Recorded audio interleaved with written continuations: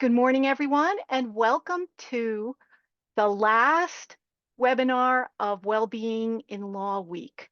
And today we're going to be talking about emotional well-being. What you're going to find out today, especially if you've attended our other webinars, that emotional well-being actually plays a part in just about all of the well-being aspects that we have talked about. And I'm just going to share a little information on my screen.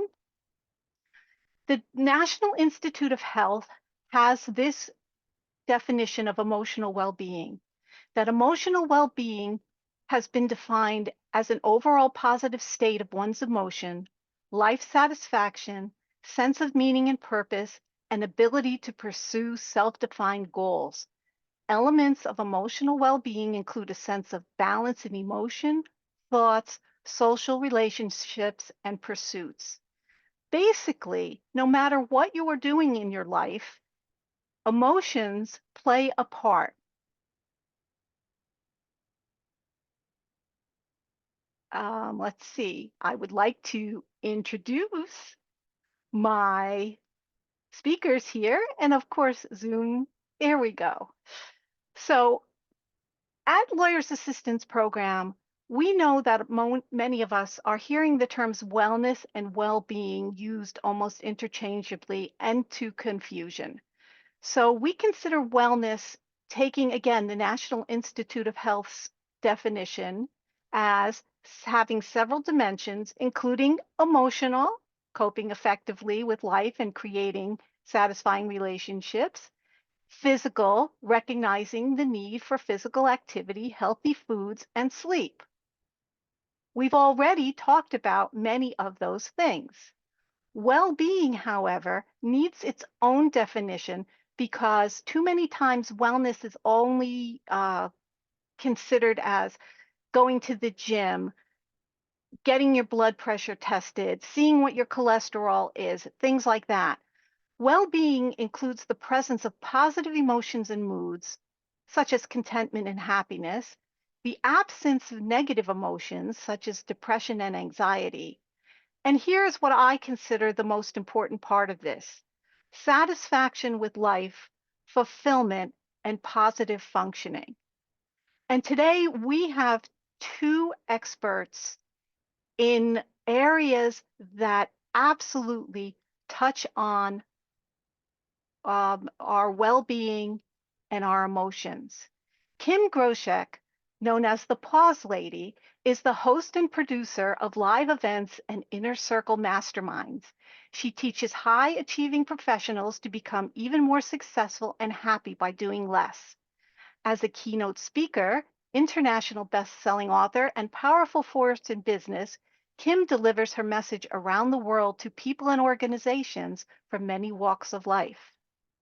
Our second speaker is Jessica Kishpaugh, and she's a holistic nutritionist, mind-body eating coach, and emotional eating coach. She is the CEO of LoYo Wellness and the founder of the LoYo Method coaching program. Jessica lives in New Jersey with her husband and 3 children. She's a former trial attorney and transitioned out of law after 10 years of practicing law to pursue her passion in health and wellness. Jessica holds numerous health certifications. She is currently working towards her qualifications at National Board Certified Health and Wellness Coach. She obtained her Juris Doctorate degree from the Catholic University of America Columbus School of Law, and she obtained her undergraduate Bachelor of Science degree in communication with Honors Research, her thesis distinction, and a minor in psychology, human development from Cornell University. I feel very privileged to have these two well-versed and wonderful speakers with us today, and I am going to stop my sharing and allow Kim to present to you. So go ahead, Kim. Thank you, Noreen. That was a wonderful introduction, and thank you everyone for having me on the stage today. So let's take a moment here and just sit in quiet.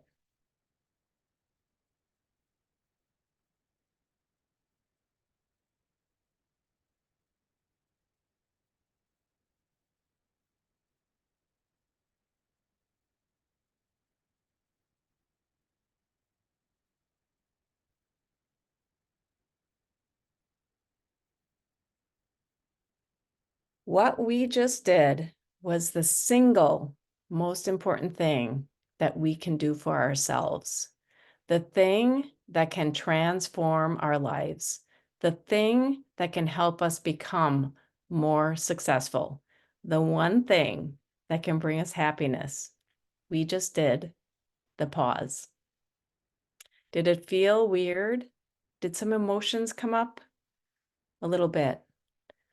Now, I can't see your hands and we don't have any chat capabilities, but maybe write down or think about, did this make you feel uncomfortable? Did this make you feel confused? Did some other kind of emotions come up? Did you fidget a bit the longer it went on? Or if you just thought, hey, when is she going to start talking? And what the heck are we doing right now? I bet most of you felt a little something. That's because we're not used to pausing. Pausing's not our natural inclination to stop and pause, but it's one of the simplest things we can do. And yet, at the same time, it's one of the most difficult things to do. We live in a nonstop 24-hour a day, go, go, go world. You're inundated with information. You're juggling work and personal life, multitasking every second of every minute of every hour. You're dealing with emails, texts, phone calls, Slacks, Instagrams, TikToks, whatever new thing that comes along. And you have things to do on that to-do list and errands and kids to pick up or friends to check in with. It's endless. And we're all trying to do it the best we possibly can. But I'm here to tell you that the one thing, the single most thing that you can do is stop doing all of that. Just stop. Stop and pause. Now, who here wants to be more successful? Say yes to yourself. Now, who here wants more time? Who here wants better connections with family and friends? Who wants to make more money or to go on vacation for the first time in years, to overcome negative thinking, to reach your goals and to be happy? Just say yes. Let you hear yourself say yes. And what if I told you the pause? The simple yet effective principle could help you get all of that. Would you want to know more? Say yes. Now, there's so many things that are getting in the way to pause, but the number one culprit is, and the biggest blocker to our pause is this thing. This compact, sleek, shiny little thing that fits in our pocket or our bag. This thing that must be bigger and better every time it comes out. We need the better camera, the unlimited storage, the thing that helps us in so many ways. These little machines are probably the number one enemy of the pause, and therefore the number one thing getting in the way of our emotional well-being and our happiness and our ability to actually do less but get more done. Let me say that again. Your phone is one of the biggest blockers to your success, your emotional well-being and happiness, and it's actually inhibiting you from getting more done. Now think about it. If you have a phone in your pocket or bag or somewhere around you, just nod your head. Pause here. You are welcome. You are welcome. I put those phones in your pockets and purses and backpacks and bags. You see, when I was 3 years old, I used to go to work with my dad. He was a computer operator in the 70s, and I became fascinated with these little IBM punch cards. Do anyone remember those? He let me feed them into the computers and I was hooked. I got my first computer and I took it apart and put it back together again. I got my master's in computer science and cognitive science. I published those articles and taught at universities. I became the sought after executive consultant for large company to get those technology and business process challenges in place. I know enterprise confluent platforms, Kafka, API streams, KSQL, and enterprise Splunk and API. Yes, that's jargon. I've been involved at the beginning with technologies from modems to cloud storage, personal computers to smartphones and AI. I was involved when we used to call it the World Wide Web. I know all about the sophisticated little pieces of technology that fits perfectly in your hand. And for years, I believed it was going to solve all the problems of the world, that it would make everything better. Until one day, I was walking down the street of Chicago, and I remember it like it was yesterday. And I was walking down the street, and bam! This little boy runs into me, just right into me, because he wasn't looking up or where he was going, and because he was looking down at a thing like this. It was a Game Boy at the time, a handheld game. And I looked at this little boy, and I just had this moment. Now, this was in early 2000s, before we had smartphones. But when this little boy and I collided on that cold winter day in Chicago, I saw the future. I spent my life focusing on how technology was going to help us. And suddenly, in a flash, I saw how technology was going to get in our way. I saw the sidewalks packed with people looking down at their devices, rushing to do more, and literally running into each other. And you know what else? In that moment, I realized that I am the person to stop it. I helped build this problem, and I'm going to fix it.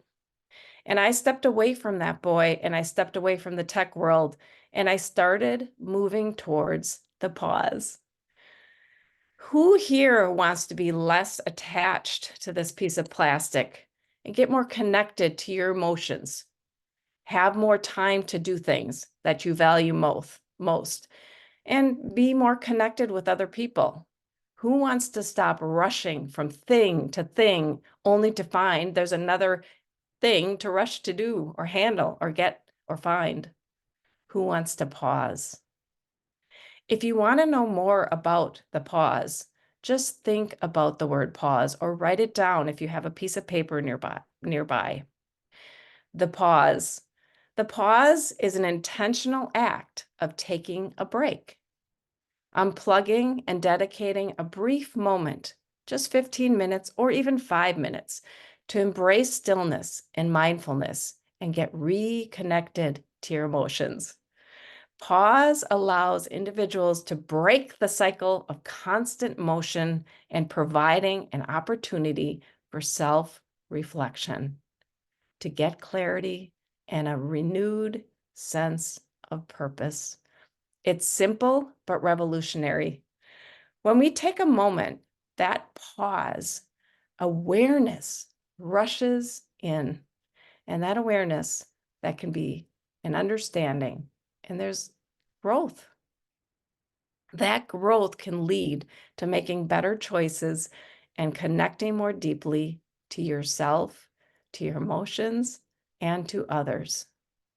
And you then can move towards goals more easily, bringing clarity, joy, and happiness in your life. Here's an example. There was a woman who I worked with, and she was in bed and just couldn't get up in the morning. And she was just so unhappy. But what she was doing when she did is she was pushing just because. And she felt like she was on a hamster wheel.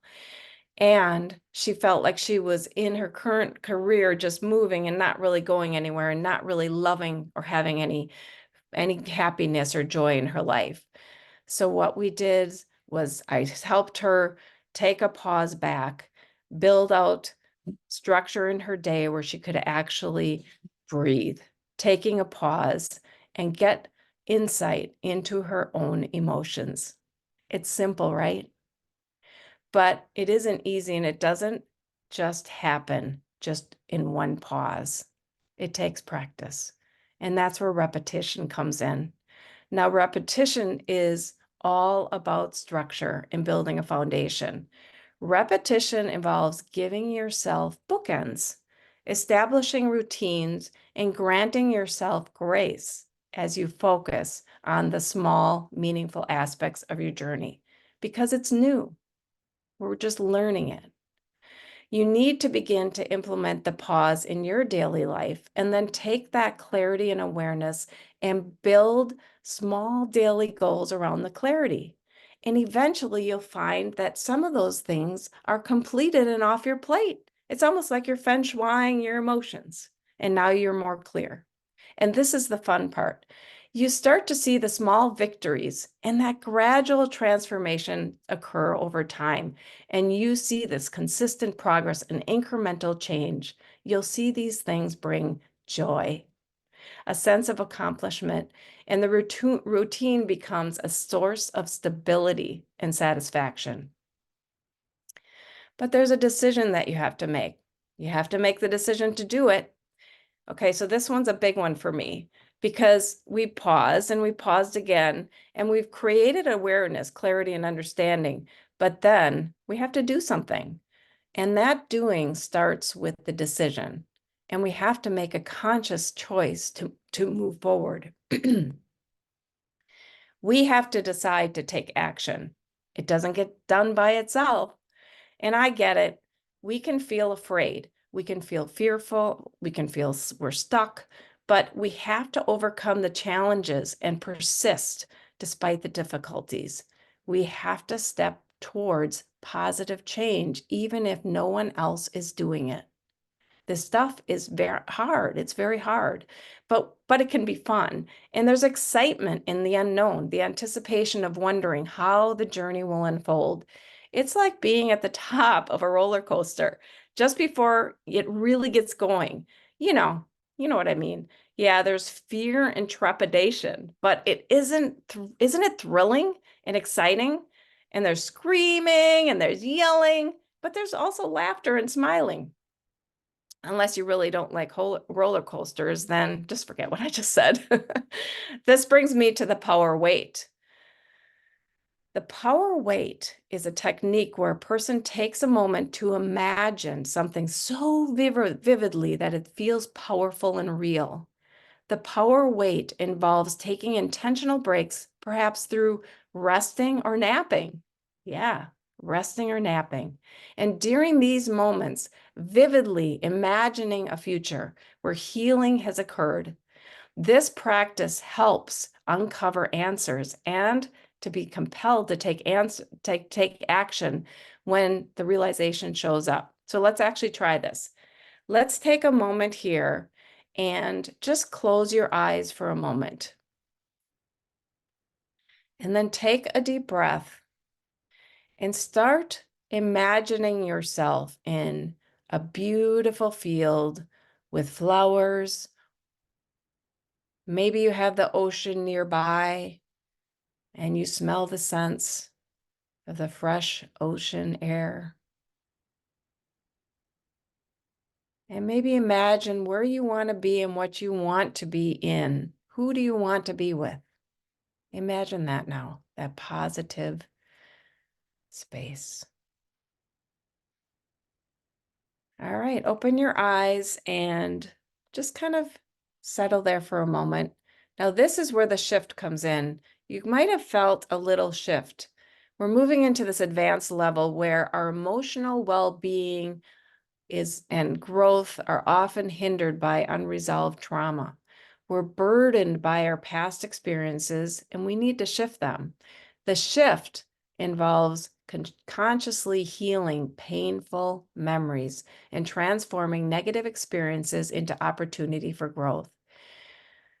And I help you shift those memories. So I know that's a lot. I threw a ton of stuff at you, but I want you to remember it all starts with the pause. If you need more time in your day, pause. If you can't seem to connect deeply with people, pause. If you haven't wanted change in your career, you want to figure and you can't figure it out, pause. If your relationships aren't where you want them to be, pause. If your phone is ruling your day and you can't take a break, pause. If you're not at the level of success you want in your life, pause. If you can't get things done the way you want them, pause. And if you're struggling and can't figure out how to make things better, pause. And we have done several pauses throughout this chat today. How did it make you feel? Did you feel better? Do you feel more connected, more energized? Did they give you some clarity? If you answered yes to any of these questions, I invite you to join me. I invite you to join me to sign up. I think, Noreen, we have a free book that I have, and we can make sure that that's sent to them if we don't have it in the chat, because I know the chat isn't open. And in the free book, when you sign up, it is the time box. And when you sign up for it, you get to schedule some time with me to have a one-on-one consultation on more information, and maybe we can work through and get a golden nugget for you to help you, and I can support you in practicing the pause, because I'm committed to holding individuals in their pause, providing support during moments of uncertainty, and offering insights that can guide them toward a more fulfilling and enjoyable life. Through my guidance, I aim to paint a clear picture of the life individuals can enjoy by embracing positive transitions and emotional personal growth. And this vision is shared in a single breath, capturing the essence of the transformative journey that lies ahead. So please join me. Now, I invite you first to take that first step with me, like I did many years ago when that little boy ran into me when playing on his Game Boy, to step away from technology and step towards the pause. So take a moment. Can we just take one moment? And can I ask you to really unplug? Take out your phone and turn it off, all the way off, not airplane mode, not silent mode, off. I'll do it with you.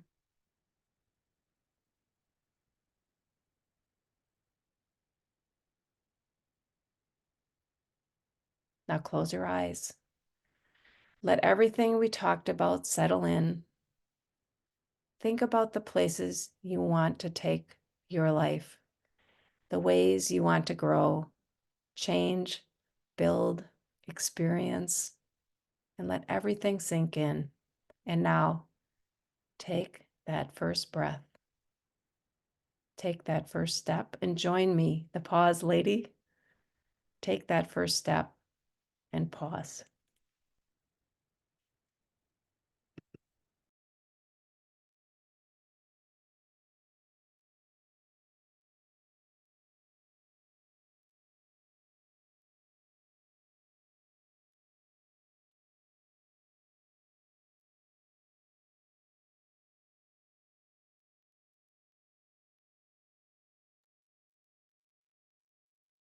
Well done, Kim. Hi, everyone. My name is Jessica Kishpaugh.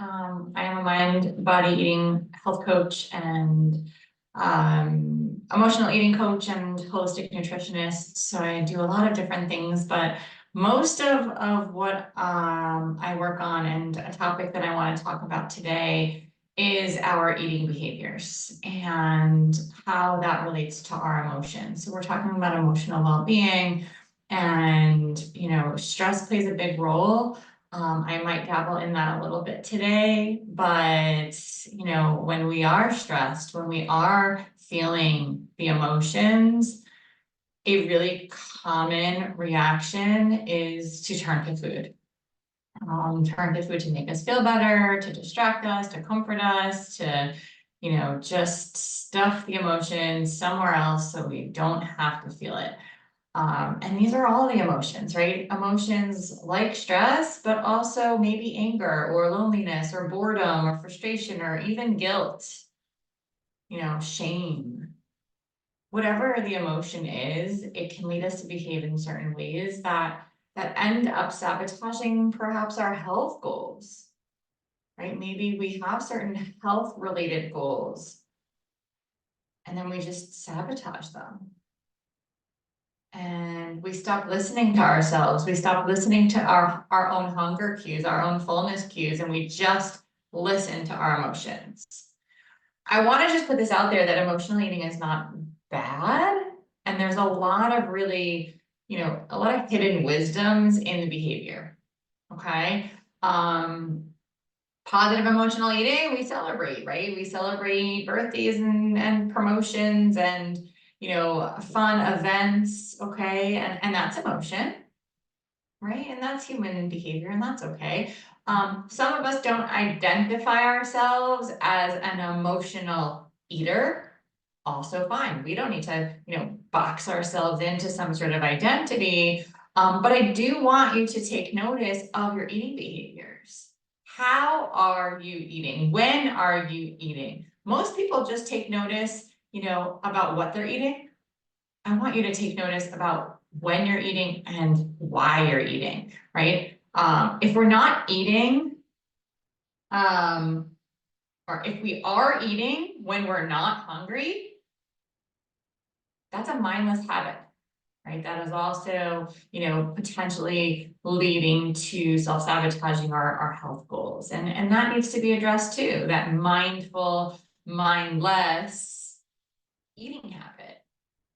And then we do have, the emotional eating, emotional connection that can be really holding us back from our goals. And that's really strong. And that can be often stronger than just having a physical craving, right? Kind of think to yourself for a second and just,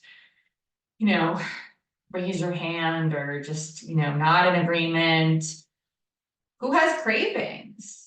Who gets cravings for things? What do you get cravings for? Think about it. I used to get cravings for ice cream all of the time. Maybe you get cravings for chocolate or chips or pizza or something else, but we do get physical cravings. There is a reason behind that. And we also have emotional cravings. I want to say that, experiencing those intense cravings, oftentimes we choke it up to willpower, or we chalk it up to like not having any self-control. And it's really not about that. Physical cravings, there's a lot of hormones just at play. And there's reasons why we have physical cravings. And emotional cravings, you're human. Okay, humans have human brains, and human brains are wired this way for survival and for comfort. Okay, we were taught way back when, to know which wild plants were poisonous based on taste versus which wild plants were sweet based on taste. So we do have a tendency to want and feel good about the sweeter food. This is an evolutionary thing. I just want to tell a little bit about my background in terms of, why I chose to really niche down into this particular area. I was an emotional eater. Stress eating was really my culprit. As Maureen mentioned, I am a former attorney, practiced about 11 years. Stress was, really it was very high for me. And I also struggled a lot with cravings and negative body image and self-worth and, a disordered thinking around food. I was on every single, diet under the sun. I always was kind of in this place of wanting to look better or be better in some fashion around my body. But I was always attached to this. I always had this emotional attachment to food. And so, when I could finally understand how dieting behaviors, threw my hormones for a loop, which could lead to some of these hunger signals, which makes it easier to then feel hungry, which makes it easier to eat emotionally. Plus, you add on the stress in your lives, which also create the hormonal response. And now stress is saying, hey, I need to feel better. I need to feel comforted. I need to just not feel those really negative feelings right now and just feel calm. That's what happens is we stuff. And that's what I did, right? I stuffed. stuffed my emotions with food, with usually ice cream. And that's a cycle that happens, right? We stuff our negative emotions with something, and usually we have some sort of physical effect and emotional effect, right? I don't know, we feel bloated and unpleasant and full and nauseous and just very uncomfortable physically, but we also then have an emotional consequences. Guilt, shame, disappointment, frustration, you know, self-defeat, sadness, regret, self-disgust, anger, right? So neither consequence is helpful. And that leads us to feeling, you know, negative emotions again. And that's our trigger. And now we have another trigger, and something else happens at work, at home, you know, something stressful, and we haven't used the right coping skills and the coping tools. So we send ourselves on that cycle again, and around we go. Okay, so, you know, for me, that emotional reaction of guilt, frustration, okay, that was a big one, especially, you know, as we talk about, you know, dieting and weight, you know, the days where I cheated on a diet, you know, that was a struggle because I felt such guilt. And, you know, guilt and perfectionism really go hand in hand, right? Have you ever felt guilty because you cheated on a diet? Have you ever felt guilty because you ate something you weren't supposed to do? You know, part of my own physical and emotional journey involved repairing my emotional relationship with food and body. And I discovered, hey, I wasn't listening to myself. I wasn't listening to my body. I wasn't separating my emotions from physical eating. But when we start to address emotions, positive mindset shifts, even what Kim was saying, like taking that pause, right? Letting go of toxicity and the things that aren't serving you. Understanding why having a perfectionistic all or nothing, you know, thought process is setting you up to fail. Why? Because we set unrealistic expectations for ourselves, and then we can't meet them, and then we feel defeated and disappointed, and then we eat. Okay, so, you know, if you use, you know, words like good and bad, I'm good when I eat this, you know, good food, I'm bad when I cheated, or, you know, shoulds and shouldn'ts, or I try again, or I'll start over tomorrow, or I failed, or, you know, I don't deserve. Your word choice is so important at helping you succeed towards making better behaviors and better habits and creating more lasting health and happiness. But if your mind, which does control your emotions, if your mind is constantly consumed with, you know, can't, or regularly engages in negative self-talk, or I'm a failure, or I'm fat, or I'm this, I'm ugly, I'm not deserving, your mindset perpetuates that cycle and you constantly feel like crap. That becomes your identity. So we need to adjust the emotion. That emotion is a real signal to ourselves. It's how we can be aware of what's really going on. That's how we build emotional resilience. So once we break the verbiage and the voices up here in our heads, we break those thought patterns, we can break and get clear on some of those feelings and break that identity. Okay, and you know, one of the things that I tell people is to practice what I call imperfection. Taking imperfect action, progress, not perfection type of methodology. This is how I work with clients all the time, right? Embracing our own imperfections so that you can become aware of and destroy any of those thoughts and limiting beliefs and behaviors so that you can be more intentional. You can improve your self-talk. You know, if you can, you know, move forward in a positive way.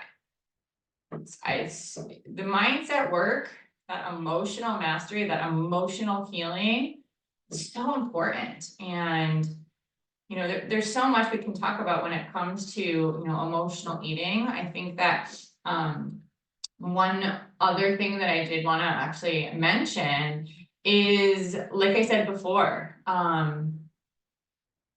some of the hidden wisdoms right? The hidden wisdoms and the reasons why maybe it is helpful or it could be helpful.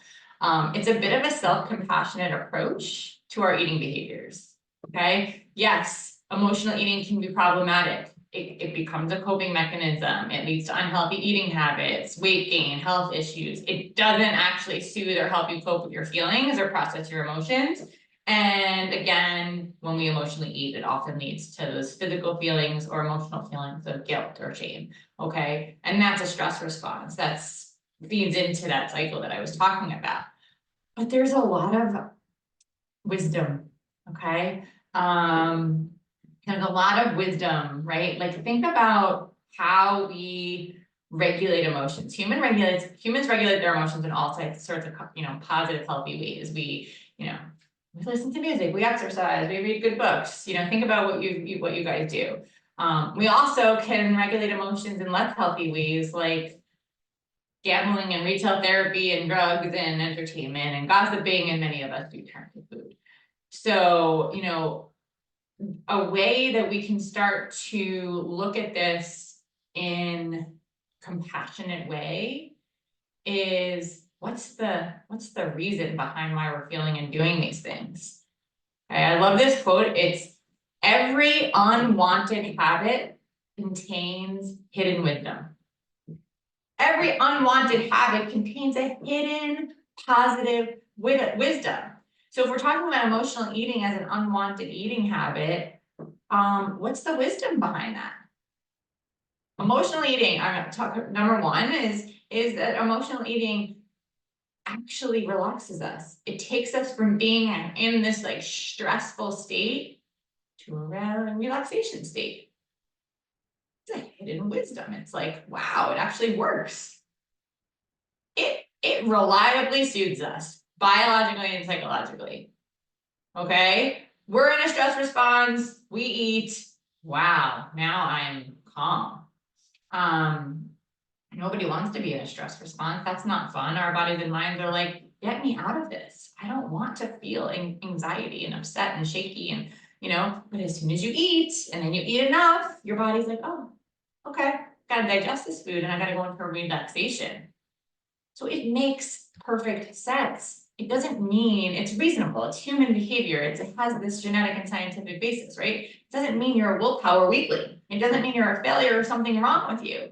Every human throughout history has used food from infancy, from the moment a baby is born, to use food to regulate emotions.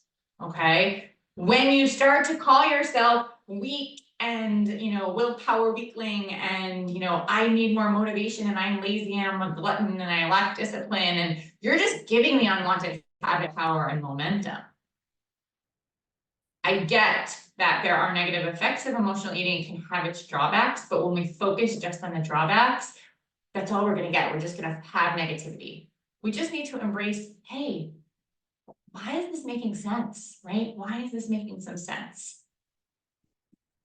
Emotional eating, number two, is also that it's showing and sort of revealing the part of us whose needs are not being met. This is great awareness. It's like, take immediate gratification, for example.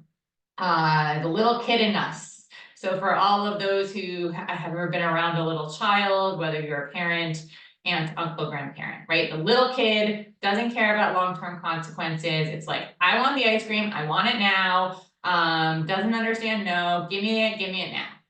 That's the part of you. We have that inner child in us. That voice is somewhere. Our job, it reveals the part of us whose needs are not being met. Our job is to learn, okay, when can we soothe that part of us with food? And when is it simply better to let our adult voice make decisions?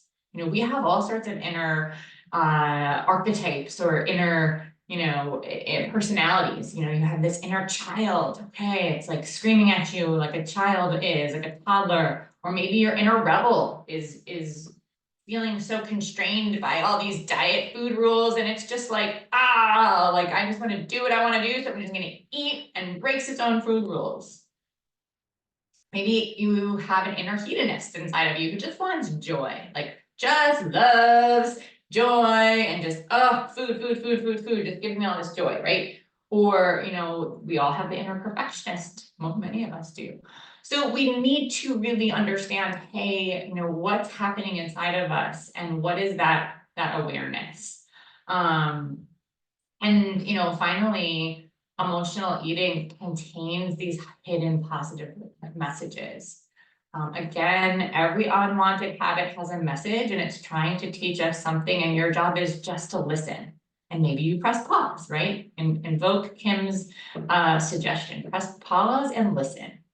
Listen. What is that unwanted habit trying to help me with? What is that unwanted habit trying to tell me? What's the message here? What's the hidden message? It's asking you to tend to your emotions, feel the emotion, acknowledge the emotion, feel the feels, tend to that emotion in a new way.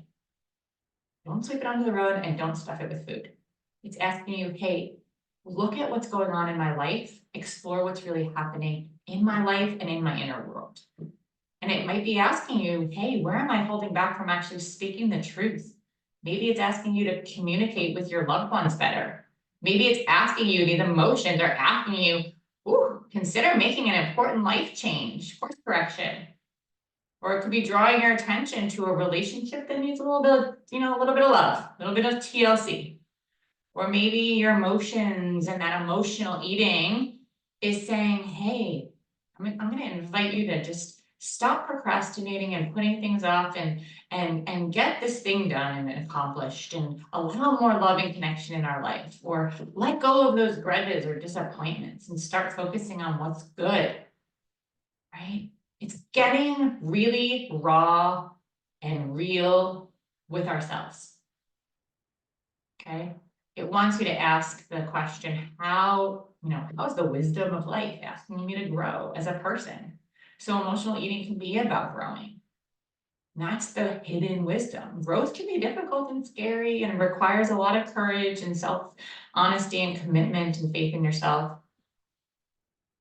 But our relationship with food is often the place where so many people are being asked to grow, and it's kind of just how life works. So if you're working through emotional eating, just consider yourself being a student, in the classroom of life and getting a doctorate in self-awareness and self-nourishment. And it takes practice, it takes trial and error, it takes trial and success. And it's helpful to have support and mentorship in the process. It's why I do what I do. I love helping to, guide people to their goals and take action and get to the root of these issues and challenges and help provide that imperfect action and move forward and gain momentum and have transformation in their life.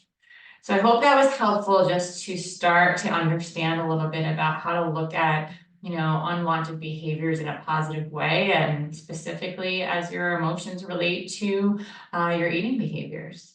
So thanks, everyone. Thank you so much, Jessica. And of course, Kim, and I'm going to ask you both to come back to the room, and we're going to have a couple of questions that I have here for you. And the first one is for Kim. So this question is, I'm afraid that a pause is going to bring up difficult emotions that I've been avoiding. How can I stop that? Okay, well, I'm just going to say a quote first by Winston Churchill. If you're going through hell, keep going. Don't stop and take pictures. So what I do is I actually, those little gremlins, remember that movie Gremlins? And they had Mogwai and Stripe and, Gremlin himself, and they were cute little furry little things bopping around. And then there were some other ones that were more, if they didn't sleep at night, right, they got all angry and whatever, bad. If they ate right? at night. Yeah. So there's a question for Jessica. We're going to get to that. Yeah. So what I do is actually gremlins are harmless, and we actually in our lives, right? We give them our power. That's what we do. And that's really what that movie's about. And if you can I actually give the gremlins names. Like negative self-talk is Nelly the naysayer, right? And all kinds of names. And I actually just say, go away, Nelly, right? And it really helps because sometimes we're just so in the chaos, right? We're so in whatever it is. It's like I say pause out loud and then I say, go away, Nelly. And it's flick, because you have the power. You really do have the power. And I think many times, the pause really helps you do this. And it's not about just setting aside 15 minutes to go pause. That's really just the practice to start so you can get in a regular movement around it, but you don't have to. There are people that have set timers at the top of the hour to pause, but it's even in where you are in your chaos, right? I say chaos because I'm in chaos all the time too. And what I do is I'll say, okay, Kim, pause. That's all it is. Or if those thoughts come up, right? Go away, gremlin, if you want to associate to something tangible to help you, right? You don't have to do it that way, but that's a good way sometimes to kind of get some concreteness around. It's like, these are all just gremlins, they're little fuzzy little things. Get away. It's like, well, I'll just walk right through these gremlins, right? So there's all different kinds of techniques that you can do. And I think when you start feeling the push, right, then you know that you're forcing yourself to do something. All it takes is to say the word pause and pause. See how different that feels? You can even feel it, right? Thank you. Mhm. That was really, I think the gremlins metaphor is really important, especially if you know the movie, because eating is actually one of the things that made the gremlins become evil. So it's kind of what I think of is that battle we have sometimes that Jessica talks about with our emotions about eating. And Jessica, I recently read a Gallup report, and it was on eating habits and how families, not just in the United States, but in a lot of places in the world, they're not eating together, they're rushing together, they're eating alone, and especially senior citizens, especially after the pandemic, are eating a lot of meals alone. And we know that eating alone can be that time where you're going to start that emotional eating because you're by yourself. So, what advice would you have for someone who right now is finding themselves eating alone very often?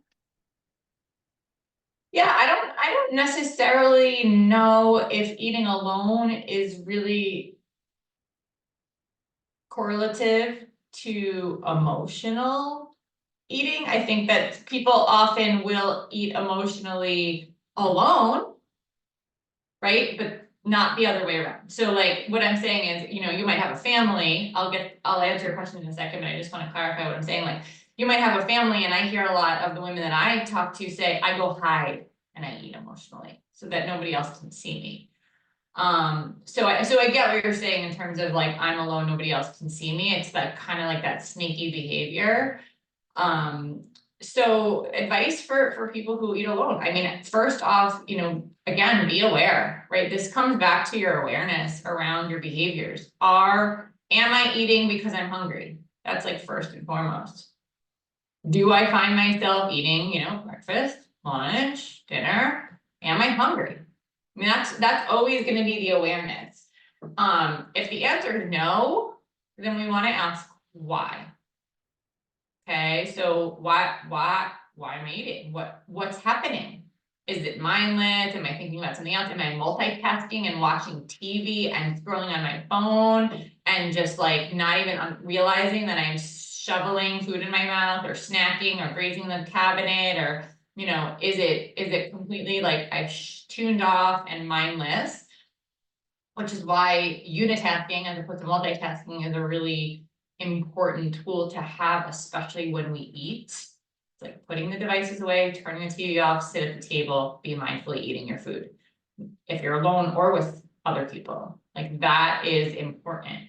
If you want to talk to somebody, put your phone, FaceTime them, and now you have a conversation. I would say that is the exception to the technology rule. is, if you are alone at the table and you want to catch up with family or friends, cool, like do that, socialize just as you would if they were sitting right there at your table.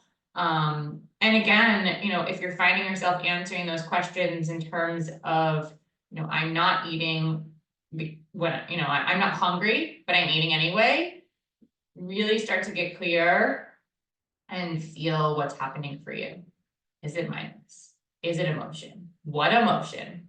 Now we need to acknowledge the emotion. That can be scary, right? Like what you just said in your prior question. Sure, it can be scary to feel the emotion and sit in it. Maybe you do need to pause and feel the emotion and sit in the emotion and acknowledge it and accept it and just breathe through it. It will bring you the awareness of knowing what's next. Okay, now what do I do? How do I tend to that emotion? Man, I'm really sad. I just need a hug. Or like, man, I'm kind of lonely. I'm sitting here eating by myself. Okay, great. So go pick up that phone and give someone a call, right? Or I'm really tired. That's really what this is. That's not even an emotion. I'm just tired, so I'm eating. Take a nap, go to sleep, go to bed for the night, go to bed early. There's no need to be eating a late night thinking that you're hungry if you're really just tired. Hop into bed, brush teeth, go to sleep. So again, it may be a symptom of living by yourself or eating by yourself, but I see it all the time when it's definitely not. It's really about getting that self-awareness. You're muted. Noreen, you muted yourself. There you go.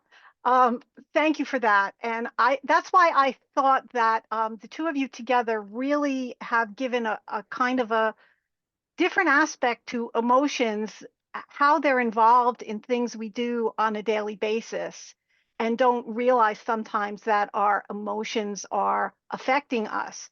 We sometimes think about emotions as separate things. Now I'm feeling happy, now I'm feeling sad, but like you said, we're not exploring where that emotion is coming from. And I really appreciate everything you've talked about today. And for our attendees and the people who are watching this on the recorded version on YouTube, if you have any questions for these wonderful speakers, please send an email to info@njlap.org, and we will make sure that we get an answer to your question from them. And now, because this is the grand finale of Wellbeing in Law Week, we're going to do something that some of you may have seen me do before, and this has to do with the emotion we call laughter. Now, you might think of laughter as not an emotion. You can think of it as an emotional state.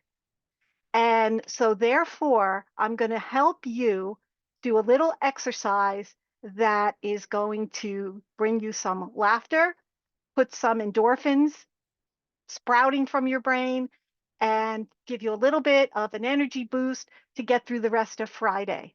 So the first thing we're going to think about is, I don't know, you can't raise your hands, but think about it. When's the last time you got a pat on the back from somebody, physical or metaphorical? I mean, it's tough. It's tough to think of that. So we are going to give ourselves a pat on the back with laughter. And the way we're going to do that is we're going to rely on 3 laughter sounds: ho, ho, ho, ha, ha, ha, he, he. And we're going to do a clapping exercise in rhythm that is part of a concept called laughter yoga. Oh, what is that? But this is what we do. And I'll demonstrate it first, and then you join along. Ho, ho, ha, ha, ha. Ho, ho, ha, ha, ha. Ho, ho, ha, ha, ha. Ho, ho, ha, ha, ha. So that's the exercise. But then at the end, you want to, again, congratulate yourself for releasing some endorphins just by saying laughter sounds. And when we're going to do this, very good, very good. Yay! And pat ourselves on the back. All right, so let's try it. Again, We use this way to clap because there are some studies that think that there are nerve endings in these parts of your fingers that absolutely go to the pleasure center of your brain. We're not sure, but it's a good try. So ready? Deep breath in. Ho, ho, ha, ha, ha. Ho, ho, ha, ha, ha. Ho, ho, ha, ha, ha. Ho, ho, ha, ha, ha. Very good. Very good. Yay! And once is never enough. So let's do it again, a little faster. Ho, ho, ha, ha, ha. Ho, ho, ha, ha, ha. Ho, ho, ha, ha, ha. Ho, ho, ha, ha, ha. Very good. Very good. Yay! Do this with significant others, looking each other in the eyes, with children, looking at each other in the eyes, and you will absolutely find the contagious power of laughter and may not even be able to get through the chant because you will start genuinely laughing. So again, thank you to our speakers. Thank you for those of you who have been here in the audience. And don't forget, any questions for us, info@njlap.org. Thank you and have a great weekend. Bye-bye.